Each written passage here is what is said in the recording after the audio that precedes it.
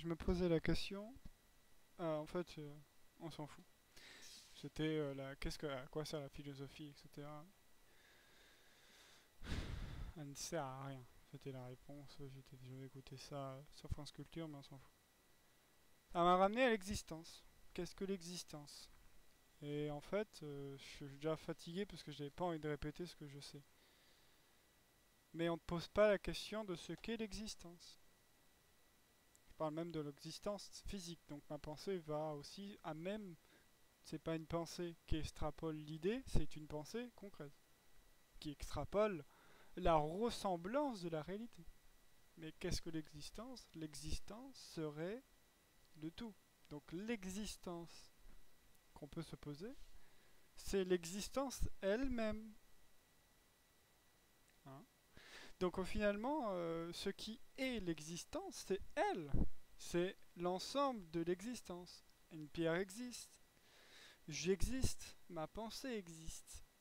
Quel que soit même si on dit là, oui, c'est une pensée abstraite de penser qu'il y a des dragons. Mais cette pensée en elle-même, elle existe. Elle est bien produite par quelque chose. C'est un sentiment, c'est un regret, c'est quelque chose. C'est un sentiment propre à quelque chose. Après, est-ce que ce sentiment, bon là, j'allais partir sur l'histoire du dragon et on va revenir sur l'existence. Parce que expliquer comment on peut dire que finalement, oui, c'est abstrait, de ce qu'on peut réaliser et entrevoir du monde physique, du monde matériel, mais ça c'est autre chose, c'est un autre sujet intéressant, et ça c'est le sujet le plus compliqué parce que c'est traduire qu'est-ce que simplement l'abstrait. Et ça c'est très compliqué parce qu'en fait je pense et j'ai découvert que je pense que dans l'abstrait elle-même, il y a une forme d'identité. Voilà. On s'identifie à l'abstrait elle-même. C'est comme ça qu'on reconnaîtrait notre identité, grâce à l'abstrait. Ça paraît bizarre, mais voilà. Et on va parler de raisonnement, mais le raisonnement n'existe pas. En fait, c'est nous qui l'engendrons, ce raisonnement. Hein. C'est l'être lui-même, donc l'être physique, qui engendre un raisonnement pour connaître ce qu'il a besoin. Hein. Parce qu'en tant qu'être, quel que soit son être vivant, il- la physique a-t-elle un raisonnement? Là, ce serait la question. Et là, il faudrait s'intéresser, et je m'y intéresse beaucoup, sur le raisonnement, qu'est-ce que le raisonnement, etc. Et on découvre que finalement, l'échelle du raisonnement, en fait, c'est le sens. Et le sens, c'est les émotions. Quand je parle de sens, c'est le sens de la marche. C'est-à-dire, j'ai un désir d'aller vers la boulangerie parce que je vais m'acheter du, du pain, peu importe.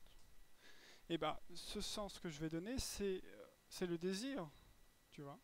C'est le désir. Par contre, le raisonnement, ça va être celui qui va engendrer ce désir par les directions, par les choix qu'il faut prendre pour se permettre d'y obtenir cette chose du désir. Le désir, c'est... Et là, on se rend compte que justement, le désir, c'est derrière, en fait. Vous voyez? C'est ça, c'est juste derrière, en fait. Le désir est derrière la raison. Toujours derrière. Parce que c'est celle-ci qui pousse la raison. C'est celle-ci qui formalise le monde, les explications et qui applique ce qu'elle connaît. Donc c'est un désir qui a engendré des pensées pour parvenir à la raison. Et la raison, c'est une structure émotionnelle, sensorielle et addictive, parce que la raison, c'est un peu la façon dont on a trouvé les choses. C'est un peu le tout, c'est un peu, je sais pas pourquoi, je vois le côté masse, tu vois. La raison, c'est un peu le côté de la masse de tout ça, en fait. C'est la masse de l'ensemble de tout ça. La raison, quand on va vous parler d'amour, en fait, je pense que toute la structure d'une raison, c'est la structure émotionnelle, il y a toute une structure derrière. Finalement, quand on capture qu'est-ce que l'amour, et bah, on n'a pas tous le même raisonnement de type d'amour, pas du tout. On n'a pas la même facilité et le même relationnel à l'amour, même définition, pourtant on parle tous de la même chose. Mais on ne parle jamais de la même chose. Nous parlons de la même chose dans le raisonnement type du dialogue, c'est-à-dire oui, qu'est-ce que l'amour? On reconnaît son essentiel de l'amour, mais on ne parle jamais de la même chose. On n'a pas la même relation avec l'amour. Et ça, c'est propre à l'existence de chacun. Et là, on en revient à l'existence, parce que c'était super intéressant ce que je viens de dire là, mais voilà. Mais l'existence, c'est quoi? Ben, l'existence, c'est d'être. Donc l'existence, c'est l'ensemble. Donc l'existence, on va juste prendre l'existence, c'est l'ensemble. C'est quelles que soient les choses, en fait. C'est le tout. On s'en fout qu'elle soit abstraite ou pas. Parce que ça, c'est dévaloriser qu'est-ce que l'existence. Et même, c'est se victimiser, même c'est se torturer l'esprit. Hein, de pallier à dire que l'existence, non, ça ne l'est pas, ça ne l'est pas, bah, c'est que justement tu dévalorises l'idée même de ce que peut t'offrir, en fait, l'existence. Elle t'a jamais contrarié à te dire quoi que ce soit. Elle n'a jamais pensé pour toi. Ce que cherche l'homme à tout prix. Hein. Quel est le but de l'homme? Est-ce que le monde à part entière, donc de cette existence, est-elle fait par un Dieu? Donc y a-t-il un but finalement à tout ça? Mais si finalement lui-même te dirait qu'il n'y a aucun but, tu ferais quoi? Si finalement de lui-même te dirait l'existence c'est d'exister. Comment j'explique mon existence moi? Bah, tu l'expliques à travers l'existence en elle-même, ce qu'elle peut t'offrir, ce qu'elle peut te faire, tes limites, parce que l'existence c'est des limites physiques, hein, avec la force de gravitation, les limites de ton corps physique. Donc cette existence expliquée, alors là en fait il faudrait se dire bon l'existence c'est le tout, mais il y a quand même une forme d'échelle comme une dévalorisation. Quand je dis dévalorisation, c'est l'idée de la précision. C'est-à-dire, voilà, il y a le Big Bang et petit à petit, voilà, avec les atomes, etc. Donc petit à petit, ça vient vers nous en quelque sorte. C'est comme si finalement le passé, donc qui est ce présent, petit à petit se dévalorise. Quand je dis dévalorise, c'est un effet d'échelle, parce que je n'ai pas les termes, je n'ai jamais les bons termes, mais un effet d'échelle qui vient jusque nous. Donc on est l'effet de cette existence en quelque sorte. Voilà, c'est l'idée. Et comment fait-on pour quelqu'un qui se pose des questions sur qu'est-ce que son existence? Et bien c'est là où toute la question est intéressante, c'est que finalement, l'existence de base, elle te le dirait d'exister, elle te demande rien d'autre que d'être ce que tu es, d'être simplement, même pas ce que tu es, parce qu'elle-même te demande pas ce que tu es. C'est-à-dire si tu veux te victimiser ou te sentir différent, tu te sentiras différent. Et donc comme l'existence c'est d'être à part entière ce que tu sens et penses, tu l'es déjà en train de le faire. Donc se poser la question, même se dire et se dévaloriser ou se retirer de l'existence, ça serait de te dire mais tu es déjà dans l'existence, du fait que tu es vivant. Parce que sinon tu te poserais même pas la question. C'est-à-dire, voilà.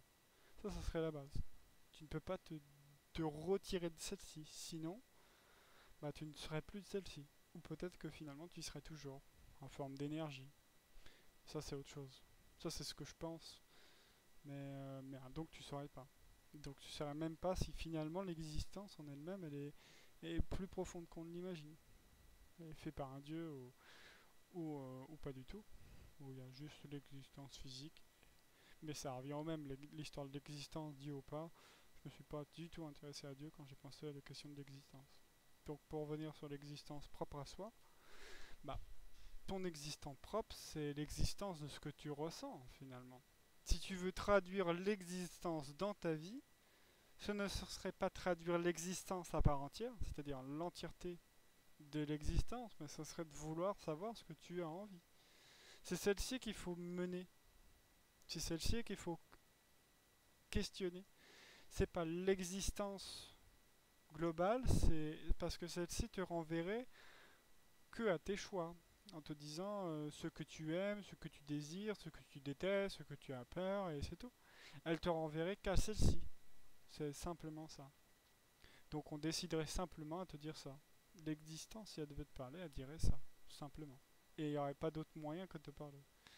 Mais elle te dirait aussi toutes les choses possibles et impossibles par ses limites physiques. L'existence, c'est l'une des plus belles choses du monde, c'est les limites physiques. Comme le fait de pourquoi ne pas être immortel. Bah, d'ailleurs, moi je pense que l'immortalité, ça peut peut-être apporter beaucoup de choses, mais ça apporterait quoi vraiment? Quel but on aurait avec être immortel? Quel sens on donnerait à la vie? Parce que on est immortel, Donc si la vie est exactement la même chose, sauf juste que nous sommes immortels. Donc il y a un processus physique qui s'entame à chaque fois d'une forme d'immortalité. Puis là, on peut s'amuser à se dire, est-ce que la personne immortelle referait un parcours physique vers le tout début de sa création? Donc à chaque fois, on reviendrait toujours au tout début. Parce que c'est ça l'immortalité, il y a forcément un moment où si c'est le même monde physique, et ça peut être intéressant. Juste ça, c'est pour pousser l'immortalité jusqu'à son maximum. Mais euh, serait-elle une bénédiction? Pourrait-elle l'être? Ouais, je suis immortel. L'ensemble des choses autour de moi peuvent me enlever cette immortalité. Donc, mes envies, mes ambitions, tout ce qui procrée de moi-même pourrait se limiter aux simples actions. À la simple action que je fais pourrait limiter direct mon immortalité. Donc je finirais par mon décès de mon immortalité. Donc en gros, il faudrait que c'est un peu un monde qui forcerait les êtres immortels à être encore plus difficiles pour eux-mêmes, contre eux-mêmes. Ça forcerait une forme de lassitude constante. Une lassitude qui te renverrait de l'inquiétude. Et de l'inquiétude qui serait plus ou moins justifiée. Parce qu'elle te dit, on te dirait, mais parce qu'au tout début d'une personne immortelle, ça serait d'être encore plus attentif, mais serait-elle qu'elle est immortelle? Prendrait-elle pas finalement un grand risque? Est-ce qu'elle se serait rendue compte? Et quel effet ça aurait fait si elle se rendait compte beaucoup plus tard? Euh, Finalement, imaginons, parce que j'imagine bien le parcours d'une personne immortelle de naissance, c'est-à-dire depuis des années, depuis la préhistoire, etc., toutes ces années d'immortalité, finalement, on est là depuis de base, nous sommes immortels. Mais quel est son sens à lui-même? Quel sens il se donne dès le début à son immortalité? Est-ce que finalement l'animal lui-même ne sentirait pas son immortalité? Aurait-il lui-même voulu partir? Parce que si, moi je le pense, mais si on part vraiment qu'on est sur une base animale, est-ce que l'animal lui-même aurait décidé autrement que ce que nous sommes aujourd'hui? C'est-à-dire, bah, il est immortel, qu'est-ce qu'il aurait envie de faire ce que nous sommes aujourd'hui, alors qu'il est immortel lui-même?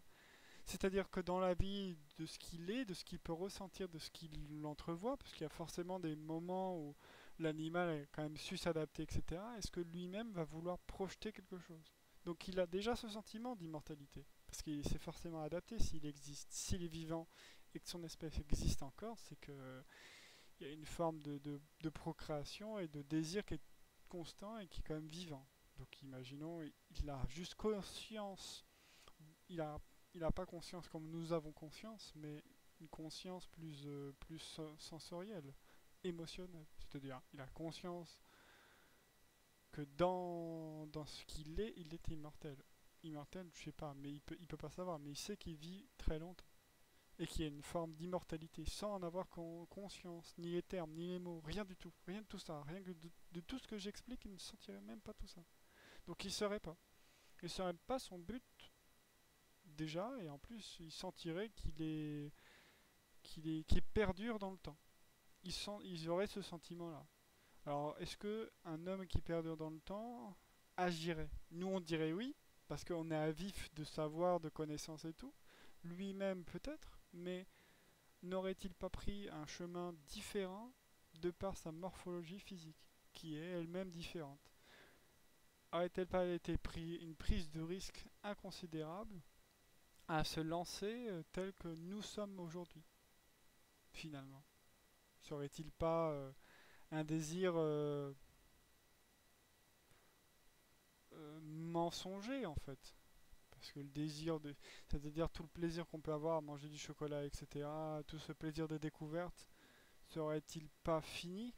On va dire que non, parce que là, je sens, mais je sais pas, c'est des questions que je me pose, peut-être que je me tracasse trop la tête, mais est-ce que ça a un intérêt? Je suis immortel, mon désir, je l'ai instantanément, si je le comprends. ou si je le ressens déjà en tant qu'animal. Est-ce que j'ai vraiment envie de parcourir quelque chose qui va peut-être me pénaliser, m'induire en erreur? Parce que, imaginons même si l'animal procrée, arrive à parvenir à ce sentiment, à créer à se développer physiquement, donc à s'amener vers nous, donc dans le futur. Est-ce que de lui-même, bon, se dirait, waouh, mais c'est pas un risque quand même? Parce qu'avant, je me rendais pas trop compte.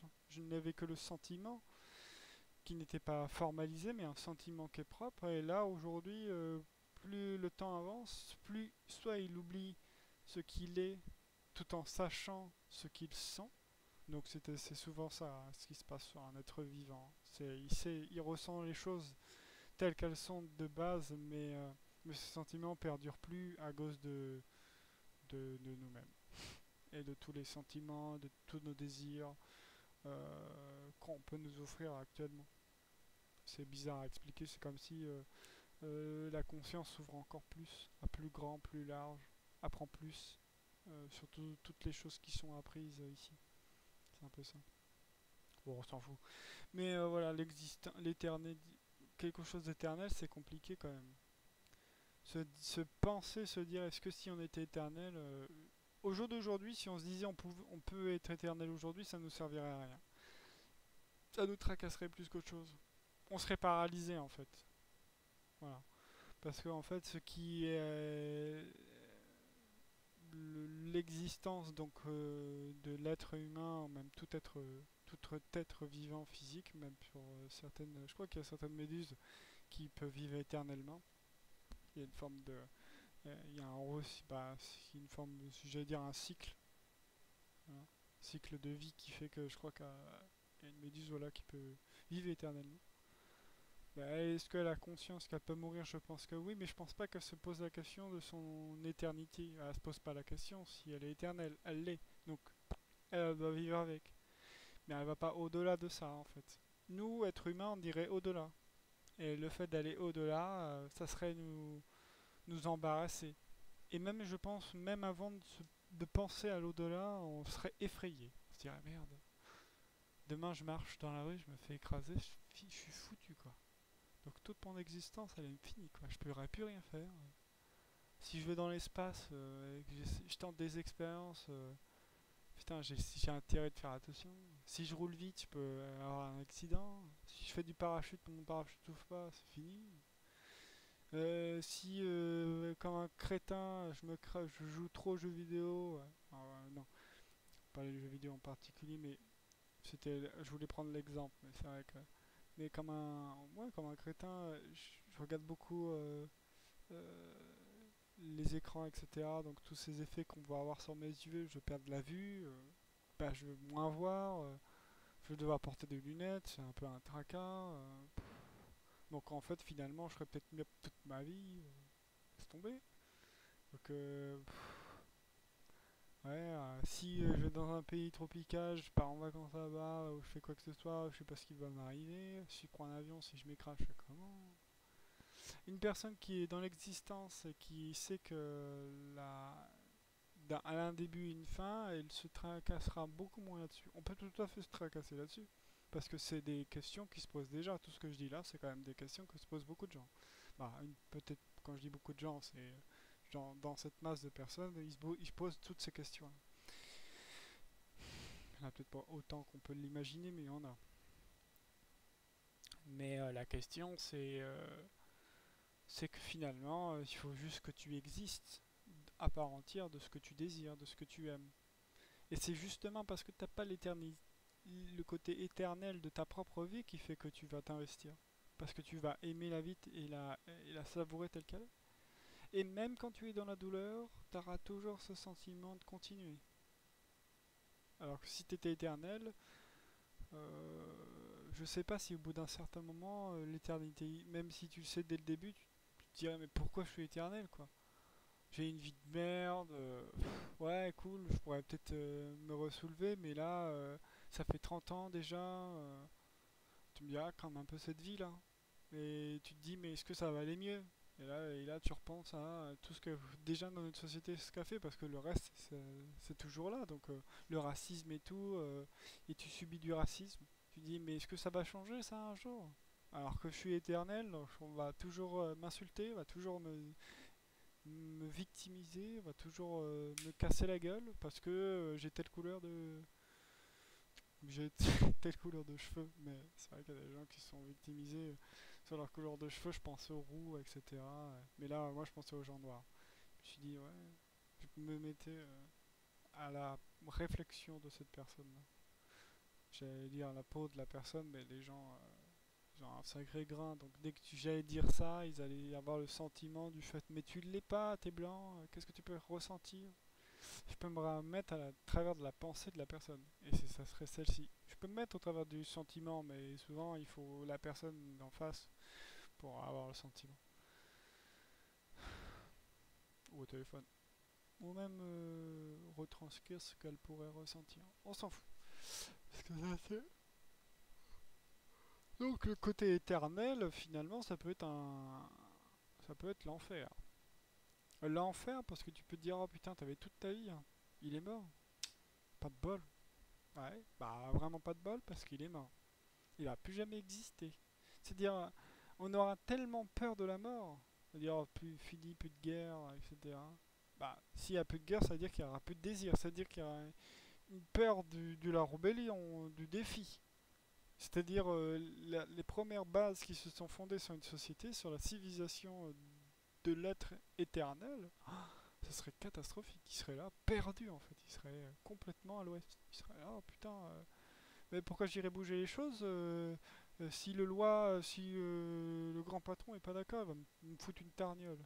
Donc ça sera une question de pouvoir où il n'y aura qu'un homme qui serait capable de surmonter ça. Et le moment où il le surmonte, il va peut-être réussir. Et là, ça sera lui en se disant, bah ouais, mon caca, mon gars, j'ai dit mon caca, mon gars, maintenant, pourquoi mon caca? Ah oui, je pensais, ah oui, parce qu'en même temps, je pensais au fait que ça va être la merde en fait. Donc c'est le caca quoi, c'est la merde. C'est pour ça. En fait, j'ai pensé et en même temps, je parlais et je pensais, donc c'est pour ça tout. Ouais, je pensais en même temps, donc j'ai un peu interviewé ma pensée en même temps de parler, c'est toujours compliqué. Mais c'est un peu le caca, parce que sur le coup, bah, t'es un petit peu en mode sur le qui-vive. Tu fais une fausse gaffe, tu peux réavoir des rébellions, cause-effet, etc. Et en plus sur toi-même, si tu essaies de ne pas reproduire ce que tu as vécu, tout en sachant, ça c'est psychologique, c'est vrai, ce que tu as vécu, c'est un sentiment propre à ton vécu, donc tu vas forcément retraduire ce que tu as vécu tout de même, je le pense fondamentalement. C'est-à-dire que finalement, le cours de ton existence dans le temps, tu serais toujours l'effet du temps. Donc l'effet de ton vécu, donc l'effet du temps. C'est-à-dire le passé et le futur, dans l'effet de qui tu es, serait toujours l'effet du temps. Donc ça aurait ce sentiment. Moi je pensais que le temps n'avait, les émotions n'avaient pas les émotions n'avaient pas de temps. Elles n'ont pas de temps. Elles n'ont pas de temps parce qu'il se traduit dans le monde physique. Mais attention, elles ont un temps. Parce que comme on est un être physique, cet être physique a, a un temps. Un temps voilà, depuis qu'on est jeune, depuis que nous sommes en tant qu'être vivant, à la mort. Donc finalement, elle n'a pas de temps, puisque ce sentiment peut se sentir au-delà de toute subjection du temps, etc., du temps physique, du temps de beaucoup de temps qu'on peut questionner. Par contre, elle a un temps propre à elle-même. On saurait pas quoi. Le temps propre à elle-même, ça serait peut-être ce que je viens de traduire. Le fait que finalement, on aurait une existence, voilà, tel sentiment a été senti, donc qui se prolongerait jusqu'à qu'on ne le désire plus, jusqu'à qu'on le rejette, que ce sentiment s'est essoufflé et qu'il disparaît, quoi. Mais il y aura toujours une trace de celle-ci, donc finalement, est-ce qu'on peut dire qu'elle disparaît? Est-ce qu'on peut dire qu'elle change? Et ça, c'est la traduction de qu'est-ce qu'une conscience? Est-ce que finalement on change? Est-ce que finalement on ne changerait pas que notre regard? Et ça, c'est un tout autre sujet que je travaille et qui est très compliqué parce que Parce que c'est très compliqué, faut comprendre tous les systèmes de pensée, tout l'être humain, ses émotions, son raisonnement, sa forme abstraite, qu'est-ce que l'intelligence, qu'est-ce que la beauté, et ça, en fait, il faut faut aller s'intéresser à tout pour comprendre l'entièreté de la conscience. Et ça, c'est très très très compliqué, c'est très long, parce que bah, on peut se tromper, parce que moi aussi, je sors de mes désillusions, et c'est pas agréable pour moi-même. Là, comme là, j'ai l'effet actuel, c'est-à-dire c'est du surmenage là. Là, je travaille beaucoup là. Et comme je travaille beaucoup, je m'épuise beaucoup. Mon cerveau est, je suis en compote quoi. Je suis en compote du tout, complètement, tu vois. Mais après ça, c'est aussi mes difficultés à moi. Donc j'ai des trucs à travailler sur moi, des peurs que j'ai, etc. Et donc tout ça, c'est intéressant. La conscience, c'est l'enseignement que j'en tire. C'est, c'est simple. L'existence est simple. Mais bon, c'est ce qui est compliqué, c'est tout ce qu'on a pu traduire de l'existence, nos désirs, faire du chocolat. Donc finalement, quand on veut expliquer comment on crée des avions, on crée du chocolat, etc., il y a un cheminement, il y a un sens, il y a une personne, il y a un désir, il y a une envie. Il y a comment on structure tout ça, et il y a qui va gérer tout ça, qui va gérer, nanana, qui tu vas voir, nanana. Et là, quand tu penses, il y a trop de choses, et là, il y a tellement de choses que finalement, ça devient très compliqué. Et même de revenir à la source, tu fais bah, déjà quelle source je cherche. Et là c'est très compliqué. Et là ça revient à waouh, qu'est-ce que la. Et, non, non, non. Et en fait, à force d'être dans tout ce système là, c'est un peu celui qui nous entoure. Et ben on se perd en fait dans ses désirs, dans ses envies, dans ce qui nous pousse, etc. Et on n'a plus le temps vraiment de fonctionner tel qu'on est. En quelque sorte, attention, parce qu'on fonctionne toujours tel qu'on est. Mais en fait, le problème, c'est toutes les contradictions. Dans ce que je dis et dans la conscience, il y a toujours une contradiction à une autre. Tu ne peux pas dire qu'il n'y a pas de faible et pas de fort. Tu ne peux pas enlever la valeur. J'ai essayé de retirer la valeur, c'est-à-dire de penser et d'imaginer que si la valeur n'existait pas, qu'est-ce qui se passerait? Bah finalement tu peux pas. Tu peux pas parce qu'il y a toujours une valeur haute et basse. C'est-à-dire par contre dans l'intelligence, je pense qu'on peut la retirer. Parce que je pense qu'on a mal traduit l'intelligence. Mais il y a des valeurs hautes et basses. Et en fait, les valeurs hautes et basses, c'est très mauvais. Basse, c'est juste que la valeur basse, c'est la valeur nulle. Tu vaux rien, c'est chiant, c'est pas d'utilité, c'est la valeur basse. Valeur haute, c'est bien, bonheur, c'est ça va nous servir, c'est utile, il est meilleur que tout le monde, etc. Contrairement à la basse. Ça, c'est pas évident, mais c'est comme ça qu'il faut réfléchir. Pas désigner quoi que ce soit, juste valeur haute et basse. C'est plus facile que dire meilleur ou pas meilleur. Même si on sait que la valeur haute est basse, mais on prend comme si c'était une échelle de couleurs. Rouge en bas et vert en haut. C'est rigolo, et là ça monte avec des pics. Tic, tic, tic, tic, tic, tic. Donc valeur haute et basse. Et l'intelligence, c'était ça le problème de l'intelligence, je trouve que c'était ça. C'était la valeur. Et moi je me suis dit, et tiens, et si je retirais la valeur? Et en fait, on peut pas retirer la valeur. Parce que dans notre existence physique, pour désigner les choses, on doit leur donner des valeurs. Parce que sinon, on ne se retrouverait pas nous-mêmes. Et d'ailleurs, les choses en elles-mêmes, même si on ne voulait pas donner de valeur, elles existent, bon exister quoi qu'il arrive. Elles existent au-delà de ce qu'on peut imaginer. Donc finalement, il y en a. Mais en fait, le problème, il y a un souci sur la valeur. Je ne pourrais pas l'expliquer quoi, mais je sais que elle existe bien. C'est-à-dire, oui, je suis désolé, mais il est beaucoup mieux d'avoir des palmes pour nager que juste avoir mes pieds. C'est-à-dire si j'ai des palmes, je vais beaucoup plus vite. Donc on peut mettre plus de valeur à celle-ci. Sauf que c'est un outillage. On va se dire, mais oui, mais est-ce que justement, t'as raison. Pourtant, quand tu vas utiliser quelque chose, tu vas dire, je vais aller plus vite avec des palmes. Donc on utilise, même si c'est un outil, et on y met de la valeur, voilà. Alors, en fait, ce qui est différent, c'est très compliqué, et c'est un sujet très compliqué, j'ai pas toutes les réponses. Ça, pourquoi ça, je pense qu'il faut que je lise du Kant et du Nietzsche. Je vais lire ça bientôt. Parce que je lis jamais, hein, je lis pas, toutes ces pensées sont que de moi. Je lis des sujets, mais c'est des petits sujets de d'une page. Et je me suis intéressé à Nietzsche, mais c'était sur la volonté, mais c'était genre j'ai lu quelques phrases et c'est tout. Et j'ai pensé à Nietzsche, j'imagine. En fait, pour moi, j'avais l'impression d'une interaction avec lui mais c'est comme un sens abstrait à une image pour me parvenir à l'idée d'une interlocution entre lui et moi, pour me permettre d'avoir une réflexion type sur un sujet qui était la volonté. J'en avais fait une vidéo, peu importe. Mais sur la valeur, c'est très compliqué. La valeur, par contre, de l'intelligence, on peut la retirer. Parce que, parce que l'intelligence, si on la met à une valeur haute, c'est-à-dire qu'elle a une utilité. Plus d'utilité que certains en ont. Donc comme il y en a d'autres plus intelligents et d'autres moins intelligents, voilà. Il y en a qui sont plus utiles que d'autres. Mais on en revient à qu'est-ce que l'intelligence, et là, on va dire, là on aura plusieurs définitions. Là c'est très compliqué. La définition personnelle de chacun. La définition générale, donc dite que finalement c'est l'adaptation. Mais l'adaptation, est-ce que c'est l'intelligence? On va dire que oui. Et là, en fait, il faudrait revenir au sujet de qu'est-ce que l'adaptation, finalement. Donc finalement, une personne, est-ce que tout le monde en serait capable? Non. Même une personne dite intelligente qu'aujourd'hui, donc on reconnaîtrait son intelligence philosophique, serait-elle capable de s'adapter à une situation d'une société qui changerait radicalement, c'est-à-dire à une fin du monde, et est-ce que lui-même y arriverait à parvenir à survivre, puisque c'est le changement.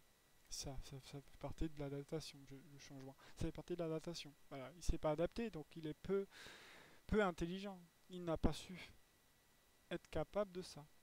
Voilà. Parce qu'en fait, finalement, introduire l'intelligence vue actuellement, c'est l'intelligence physique, c'est-à-dire matérielle, sur notre cerveau, sur le corps. C'est ça en fait. Quand on parle d'une adaptation, pour une conscience, en gros, on est tous doués de la même chose, donc on a tous un cerveau, tous des jambes, etc. Et donc en gros, si on fait un récap de la globalité de tous les êtres humains, l'homme le plus intelligent, ce serait celui qui s'adapte le mieux. Mais est-ce qu'il peut s'adapter à tout? Voilà. Et là, on se dit, bah finalement, s'il peut pas s'adapter à tout, il y aurait des titres d'intelligence alors. Et là, si on dit oui, pour moi, c'est mon cas, c'est ce que je pense. Parce qu'en fait, le sujet de. On a tous les mêmes capacités, l'éducation, ça, faut revenir sur l'éducation, la naissance de la conscience, etc. Et ça, c'est un bordel. Très, très, très compliqué. C'est le plus compliqué. Et que ce sujet-là, ça m'intéresse pas encore parce que c'est des tracas pour moi-même et pour beaucoup de gens.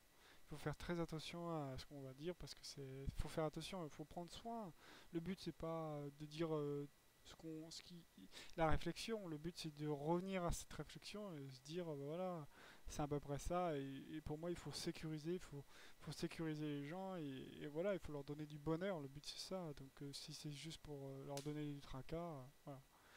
Et voilà, donc l'intelligence, donc ça serait des choses spécifiques à l'intelligence. On va revenir au QI, on va revenir quand même au cerveau, comment fonctionne le QI sur le cerveau, etc. Et pour moi, je me suis dit, bah, le haut potentiel, c'est un haut potentiel cérébral. Peut-on considérer qu'un meurtrier qui est haut potentiel, qui prend désir à tuer des gens, est-il intelligent? Est-ce qu'un intelligent a de lui-même est propre va-t-il avoir des bons raisonnements? Va-t-il avoir les raisonnements qui va lui permettre de le guider sur un sujet? Va-t-il vraiment tout comprendre? Va-t-il pas finalement être en difficulté? Bah oui, parce que finalement, l'intelligence, quand on y repense, ce qu'est la nature de l'intelligence, c'est l'existence de sa conscience. C'est l'être entier. C'est son être. C'est ce qu'il est, c'est sa conscience. C'est la conception de ce qu'il est. Voilà.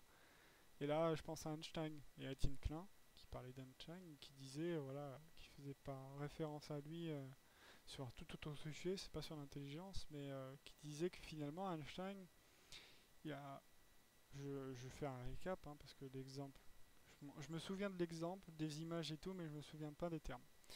Mais c'est un peu, il a eu un parcours. Parce qu'en fait, je me souviens de quelques mots avec le brevet, etc.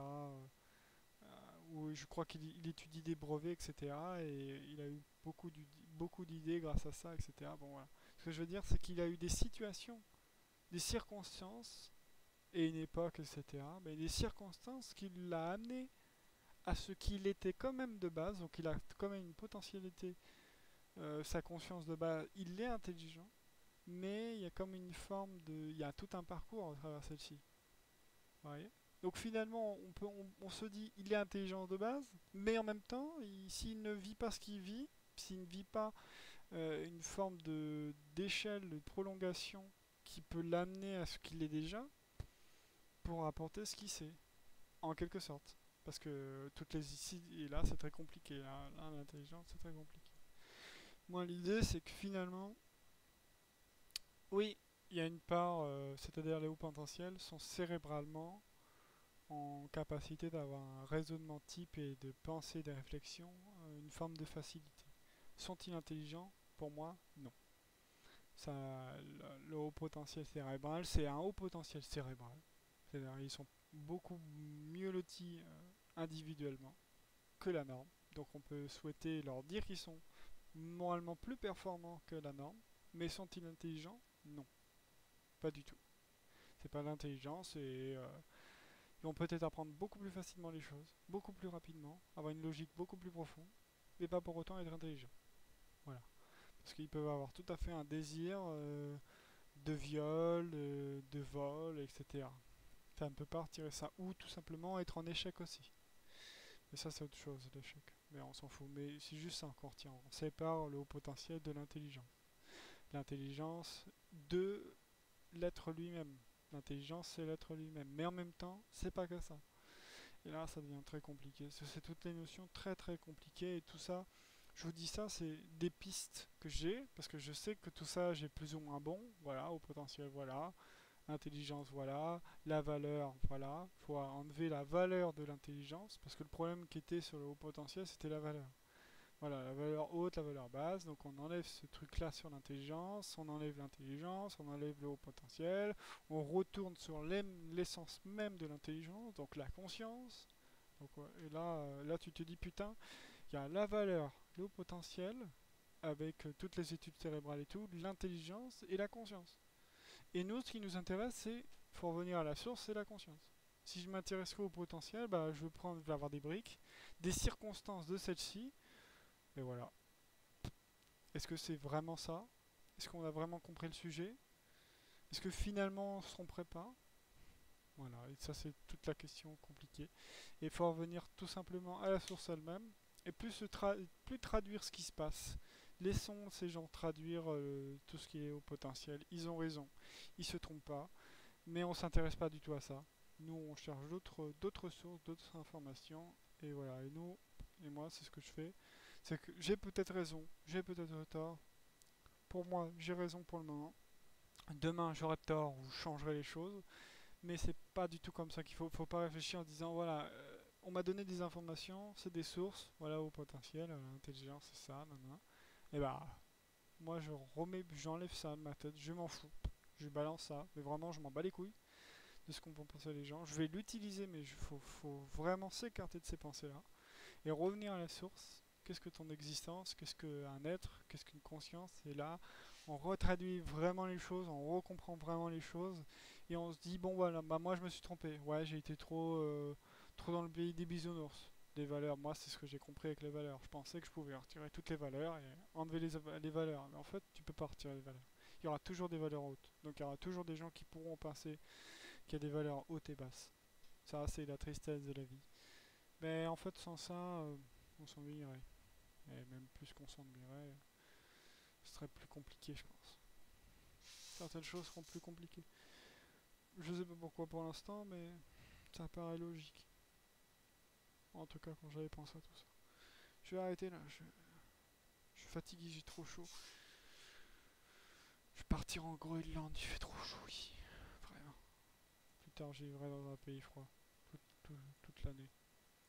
Bien trop chaud.